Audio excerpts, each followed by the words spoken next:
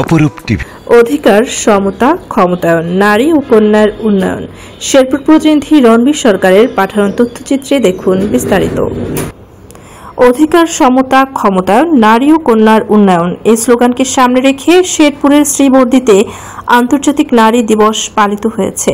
শনিবার বিকেলে উপজেলা প্রশাসন ও উপজেলা মহিলা বিষয়ক কর্মকর্তার কার্যালয়ের আয়োজনে হলরুমের সমেশ্বরীতে আলোচনা সভা অনুষ্ঠিত হয়।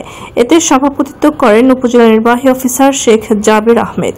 উপজেলা মহিলা বিষয়ক কর্মকর্তা মাসুমা মমতাজের সঞ্চালনায় অন্যান্যের মাঝে বক্তব্য রাখেন উপজেলা বিএনপির সভাপতি আব্দুর রহিম দুলাল, উপজেলা কৃষি অফিসার সাবরিনা আফরিন, প্রকল্প বাস্তবায়ন কর্মকর্তা আমির হোসেন, সমবায় কর্মকর্তা নুরুজ্জামান খান, প্রভাষক আবুল কালাম আজাদ, সাংবাদিক শফিউল আলম প্রমুখ।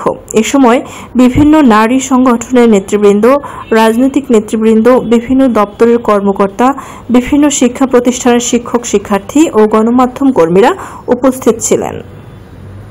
অপরূপ টিভি অনলাইন।